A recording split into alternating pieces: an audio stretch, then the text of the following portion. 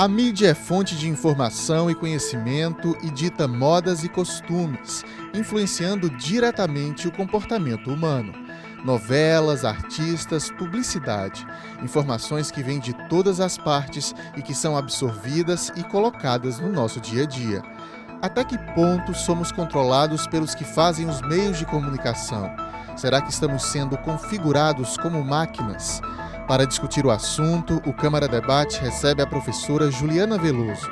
Ela é formada em jornalismo, especialista em marketing e publicidade, mestre em linguística pela UFPB e coordenadora da graduação em jornalismo da Faculdade Maurício de Nassau.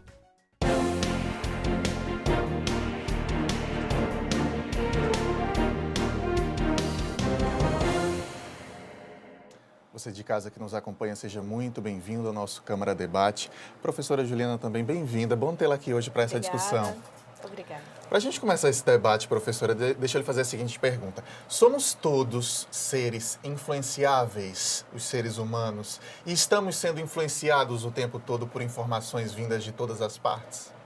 No primeiro momento, sim. E eu acho pertinente que a gente faça uma diferença entre a natureza dos raciocínios que incidem sobre os seres humanos. A gente tem, tradicionalmente, do ponto de vista da filosofia, duas espécies de raciocínio. Os que nos pretendem convencer de algo e outros que pretendem nos persuadir de algo. A gente tende a achar que são as mesmas coisas, que têm os mesmos fins, mas aqueles raciocínios que tendem a nos convencer de alguma coisa, eles vão estar baseados em fatos, em supostas verdades, que podem ser percebidas à luz da matemática, da biologia, da química, são raciocínios de natureza das ciências exatas e biológicas, vamos dizer assim.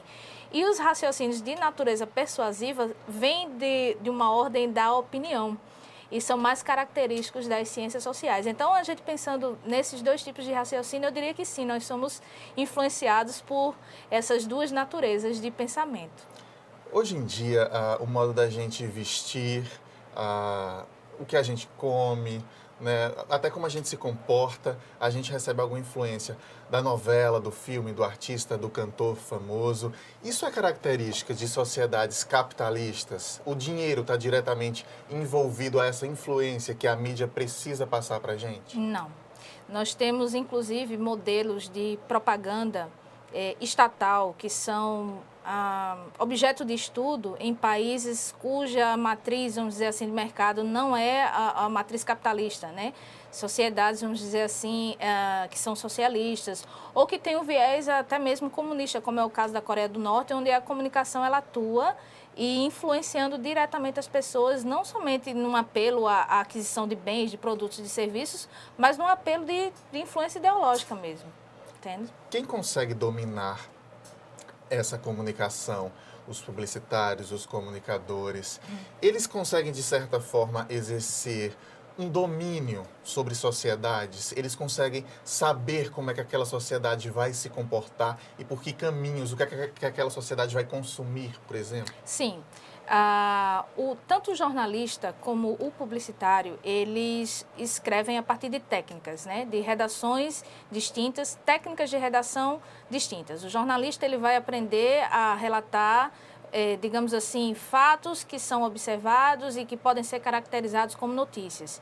Então, ele aprende a relatar aquilo de tal maneira em que o telespectador, o leitor, enfim, a sociedade, ela possa emitir o seu próprio juízo a respeito daquele fato. Isso é uma característica do jornalista. Em contrapartida, os publicitários, eles também têm sua técnica de redação e eles também possuem estratégias, estudos, pesquisas de mercado, dados sobre o público-alvo, sobre o auditório, como diria Caim Perroman, que é um teórico da argumentação na área do direito, que vai subsidiá-los sobre quais palavras eles devem usar, que cores eles devem usar, qual é o tipo da mulher, por exemplo, em anúncios ligados à lingerie ou mesmo cerveja ou anúncios de carro, enfim.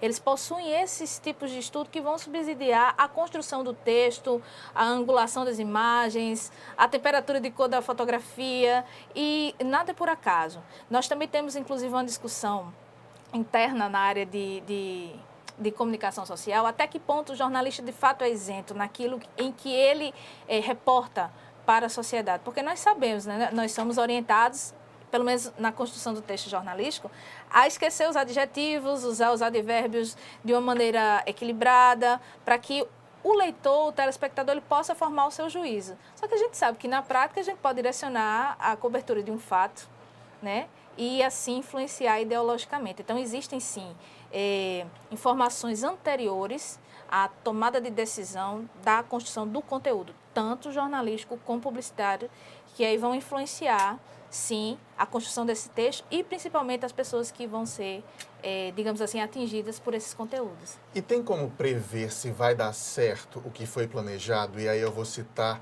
um exemplo recente, um comercial do Boticário, que se tornou polêmico porque trazia ali uma situação de relacionamentos homossexuais, né? Sim. E repercutiu negativamente para algumas pessoas, repercutiu muito positivamente para outras pessoas. Sim.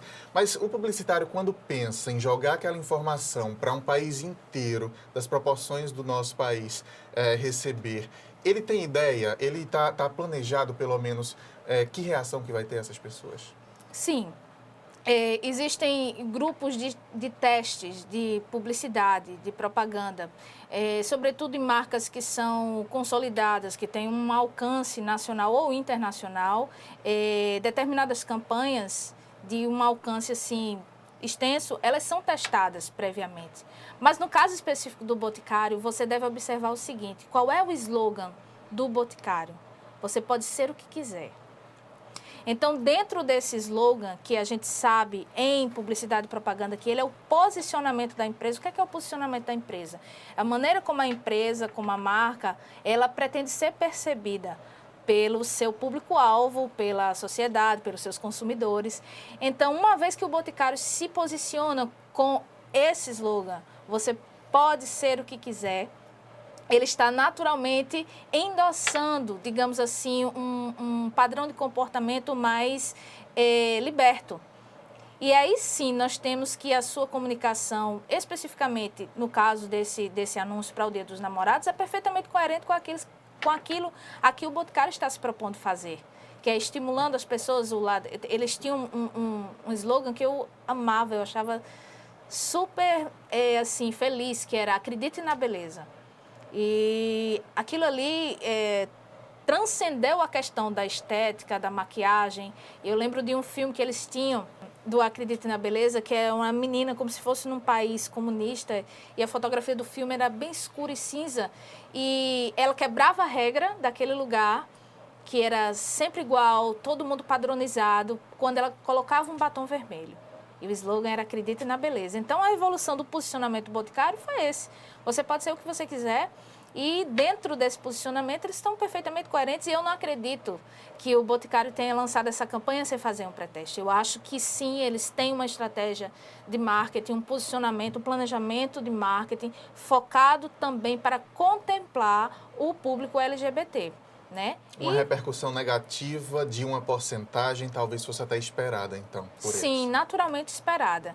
Porque quando a gente vive em um universo democrático, de liberdade de expressão, a gente tem que aprender a lidar com essas marés contrárias, entende? Na medida em que a gente advoga pelo direito de expressão, a gente tem que saber que o outro não concorda com o nosso ponto de vista. Essa que é a beleza da liberdade de expressão, entende? Então, assim, a gente não pode advogar em favor da liberdade de expressão só para fazer prevalecer o meu ponto de vista. Isso não é justo nem é coerente, entende? Falando de publicidade ainda, professora, tem uma campanha da Coca-Cola bem conhecida que foi "Existem razões para acreditar". Era um VTzinho que fazia comparações do tipo: existem mais ursos de pelúcia no mundo do que tanques de guerra, ou existem mais doadores de sangue do que políticos corruptos. Eles fizeram ali umas comparações com a musiquinha, um coral de crianças, acho que cantavam Whatever, do Oasis. E é bem interessante, em 30 segundos, em 1 minuto, você muda seu estado de espírito, de tão bem bolado que é a propaganda, e de fato você fica querendo acreditar mais na humanidade e no mundo. A gente gosta de ser influenciado? E por isso que isso acontece? A sociedade gosta disso? E eu dou um outro exemplo também. Se no Globo Repórter da sexta-feira diz que a maçã faz milagres, sábado tem muita gente no supermercado atrás de maçã, não tem? Comprando maçã, sim. Eu não sei se o caso é que o ser humano ele goste de ser influenciado. Eu acho que ele é. Entende? Eu não sei se passa pelo crivo do racional, meu e seu, gostarmos de ser influenciados. Se eu chegar para você e disser, Lael, você é influenciável, você vai se ofender. Mas as técnicas de comunicação, elas meio que driblam essa autocrítica do ser humano e elas não estão muito interessadas se você gosta ou não de ser influenciado, você vai ser. Se você não tiver uma mínima capacidade de estabelecer uma síntese, de formar uma síntese, o que é isso? Você observar o que é que está acontecendo na sociedade e você, por você mesmo, procurar, digamos assim, a verdade por trás desses fatos, a verdade por trás dessas coisas. E você, a partir dessa avaliação em que você vai fazer sobre essas coisas que te são postas, que te são apresentadas para te influenciar, você ter a condição de decidir se aquilo é pertinente, se aquilo é valoroso, se aquilo tem lugar no seu cotidiano como ser humano que vai tomar decisões, entende? Então, assim, eu não diria que o ser humano ele tenha consciência de que ele é influenciado, tá certo? Ele vai dizer que não é. Tá certo? Mas a maneira que a gente tem de driblar essa avalanche de informação, de argumentação, de sedução, você sai do seu trabalho, você está de cara com outdoor, você assiste o Globo Repórter e no outro dia, né, no sábado, as pessoas estão comprando maçã, se o Sérgio Chapelin apresentar lá, né, que a maçã faz bem e tudo mais, mas quantos desses, efetivamente, daqui a um mês continuarão comprando maçã? Até que ponto essa informação ela foi assimilada como algo concreto para a realidade cotidiana, tá certo? Esse é um outro ponto. Há um imediatismo, há então, um nessa imediatismo influência. que é algo, assim, consequência da televisão, tá? A televisão ela ainda continua sendo um meio supermassivo de informação. E as mídias sociais, elas vêm emergindo como uma nova forma de influenciar também o comportamento social, né? Você pode observar no Facebook, no Insta, no Pinterest, enfim, tem uma série de mídias e você vai ver que as discussões ali talvez sejam outras, que não são aquelas pautadas pela mídia tradicional, vamos dizer assim. Porém, as pessoas que ali estão sendo influenciadas por aquele tipo de assunto que está sendo discutido, né? Elas vão se posicionar em relação àquilo que está sendo posto nas mídias sociais. E, sendo assim, elas fatalmente sofrerão algum tipo de influência. Essa liberdade que a internet propicia talvez seja interessante na tentativa de não estarmos tão robotizados à televisão, principalmente, né? Porque eu cito outro exemplo, eu acho que se a gente fala de África no Brasil, imediatamente a gente lembra de fome, de pobreza, de doenças, enquanto se você falar nos Estados Unidos ou na Europa, apesar da consciência da existência desses problemas, eu acho que o primeiro pensamento vem de belas paisagens, de ilhas bonitas, de praias bonitas. Quer dizer, a maneira que a mídia nos vende a África, a TV pelo menos, nos vende a África há tanto tempo, influencia o pensamento de um país inteiro, né? A liberdade da internet talvez quebre um pouco essa barreira. Será? Sim, sim. O que a gente tem com a popularização da internet é o acesso à informação.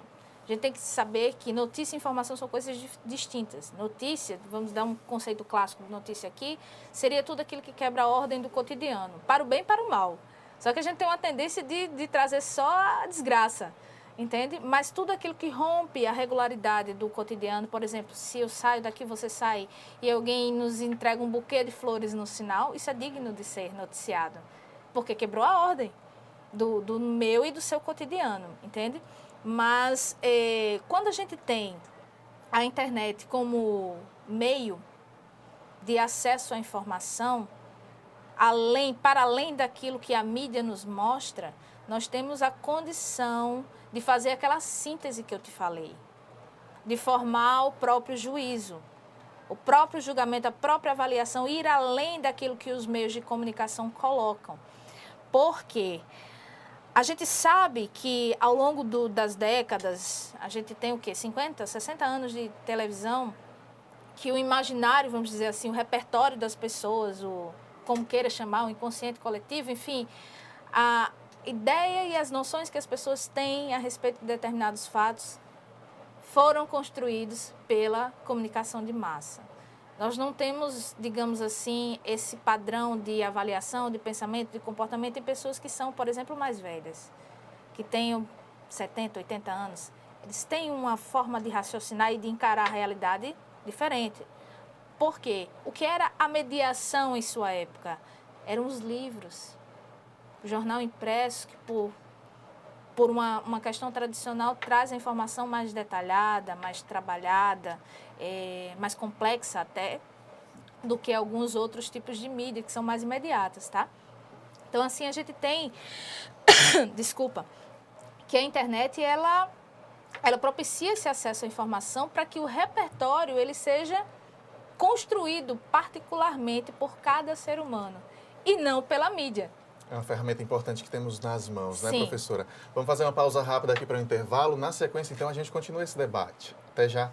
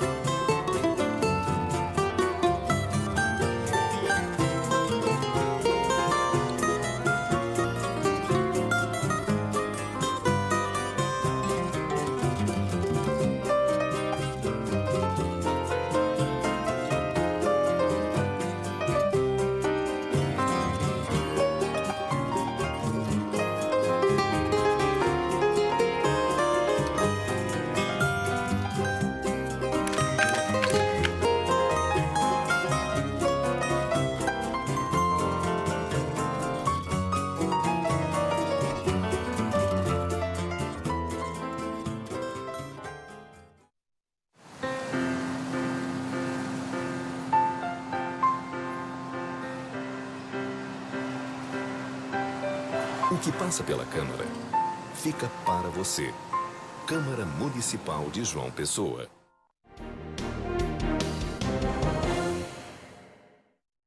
Câmara Debate está de volta, hoje discutindo a influência da mídia no comportamento humano. Estamos recebendo a professora Juliana Veloso, que é jornalista, especialista em marketing e publicidade, mestre em linguística e coordenadora de comunicação da graduação de jornalismo da Faculdade Maurício de Nassau. Professora, a gente discutia no intervalo uma coisa bem interessante. Hoje em dia, até com o advento da internet, muita gente se torna um formador de opinião. Pessoas não necessariamente exemplos de cidadão, enfim, de que possam, de fato, contribuir positivamente para a construção de uma sociedade. Isso é um risco? Grande, imenso.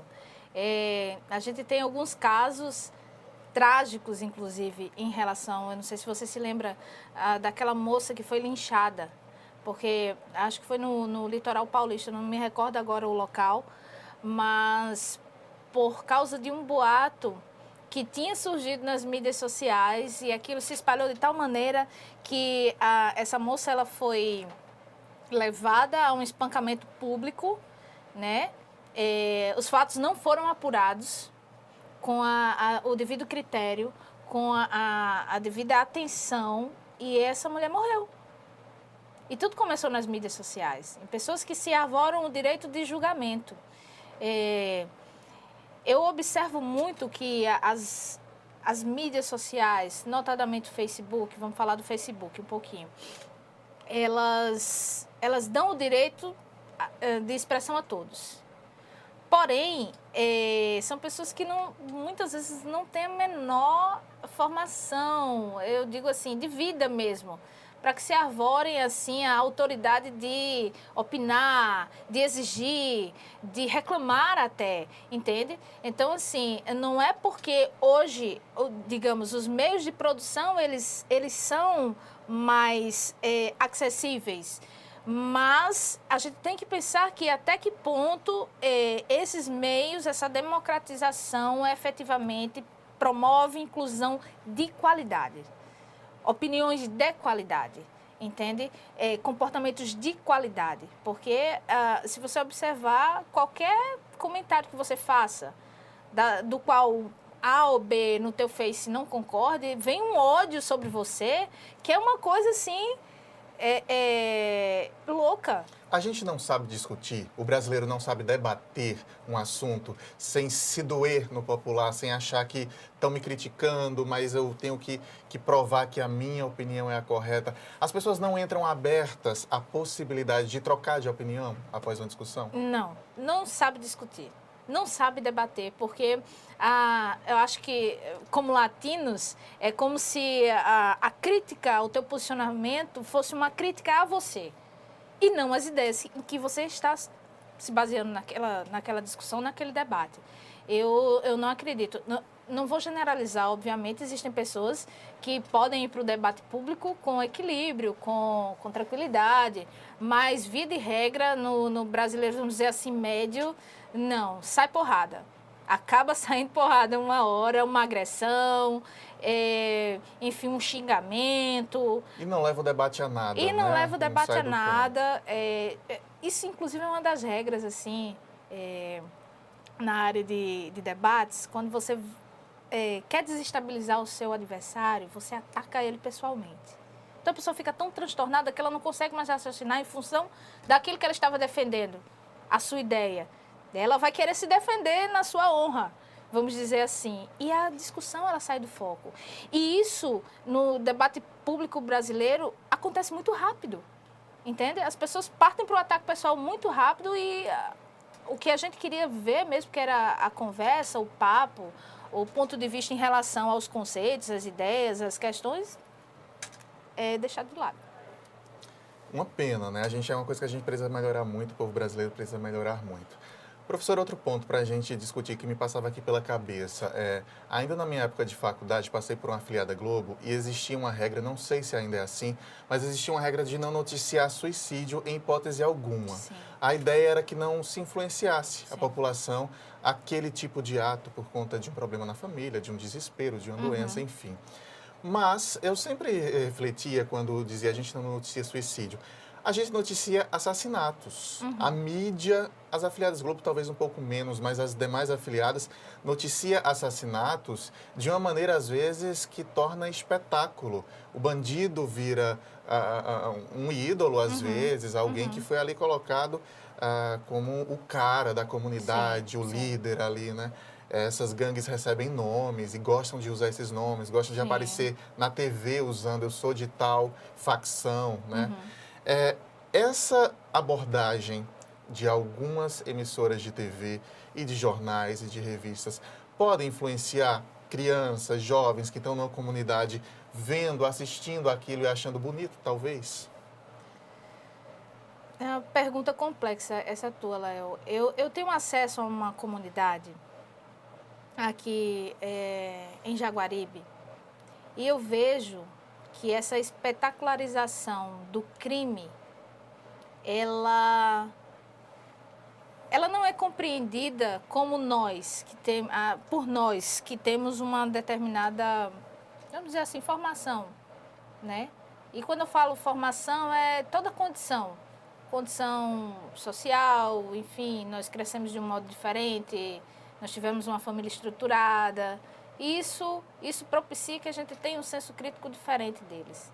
E numa comunidade, o senso de valor, ele é invertido. Tende a ser invertido. E é por isso que a gente vê o crime tomando conta e as pessoas, quando veem os amigos que cometeram algum delito aparecerem na televisão, é o máximo. Então, isso de uma certa maneira influencia no sentido de trazer valor, de trazer percepção, mas não no sentido de influenciar o cidadão a efetivamente puxar um gatilho, certo? Isso aí são outros processos que vão possibilitar ou vão influenciar com que o ser humano ele acabe enveredando por esse caminho. Não necessariamente a notícia em relação ao fato. A notícia em relação ao fato vai trazer essa percepção, esse sentimento de que sou importante, de que fiz algo, de que agora eu vou ser visto e percebido, e vai muito por isso daí. Mas não no sentido de dizer assim, eu vi que tem um assassinato, então por isso eu vou matar. As questões que levam as pessoas na periferia a cometer crimes, delitos, assassinatos, são outras. A disputa de poder, esse senso essa necessidade de se sentir importante, valorizado, ainda que seja por um viés completamente invertido, como eu falei para você, e é isso que eles buscam, tá certo? A questão do suicídio que você falou. Uma pessoa que passa por uma depressão muito profunda, ela opta por um caminho de suicídio por total desespero. Então, talvez o que faltasse para essa pessoa efetivamente cometer esse ato é ver que uma outra pessoa buscou essa mesma saída. Então, são processos distintos, são processos diferentes. Talvez por isso a grande mídia ela opte por não noticiar. E também é algo muito macabro, né? Você noticiar uma jovem pulou do 18º andar, é uma coisa assim meio chocante ainda. Atentar contra a própria existência é algo tabu e é chocante, ainda que a gente compreenda que se trata realmente de um processo depressivo profundo, que merece atenção, no qual as pessoas optam por esse caminho por conta de um desespero geral. Elas não veem saída, elas não veem esperança. Professora, a gente tem um minutinho só para a gente Sim. encerrar. Para não nos tornarmos robôs, então, o ideal é buscarmos assistir um pouco de cada mídia, buscar informação nas diferentes mídias. Seria esse o processo? Para não ser robô e para não repetir tudo aquilo que está posto na mídia, porque o que é mídia? A palavra mídia em latim significa aquilo que está no meio, local para onde tudo converge. Então, o que está na mídia é o que está sendo visto, é a praça pública.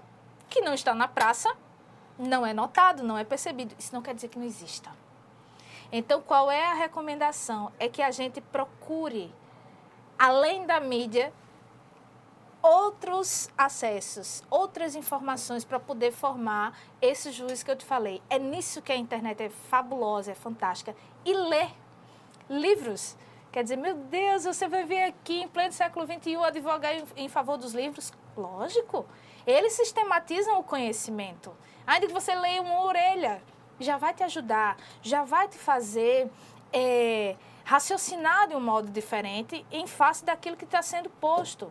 Porque se você sempre vai discutir aquilo que está sendo lá, colocado lá no Jornal Nacional, sei lá, na Globo News, enfim, aquilo ali vai ser o teu universo de discussão, de interesse, e o mundo é muito maior do que o que a TV mostra. Você deu um exemplo excelente. A África não é só pobreza, a África não é só doença, a Ásia não é só bagunça, vamos supor assim, aquela confusão que a gente vê ali na Índia, entende? E quando a gente tem esse olhar curioso para ir além dos fatos, é muito bacana, porque você consegue fazer uma síntese bem interessante para você ter condições de se posicionar de uma maneira inteligente e crítica. Bacana. Professora, muito obrigado por ter vindo compartilhar conhecimento conosco. São discussões sempre interessantes, portas sempre abertas aqui para a senhora. Muito obrigada, eu que agradeço o convite. O Câmara Debate desta semana termina agora, mas eu lembro que pela internet estamos sempre em contato com você. facebook.com/TV Câmara JP é o endereço da nossa fanpage, onde é possível interagir com a nossa equipe e rever todos os nossos programas. O nosso canal no YouTube também é TV Câmara JP. Muito obrigado pela companhia e a gente se vê na próxima semana. Até lá!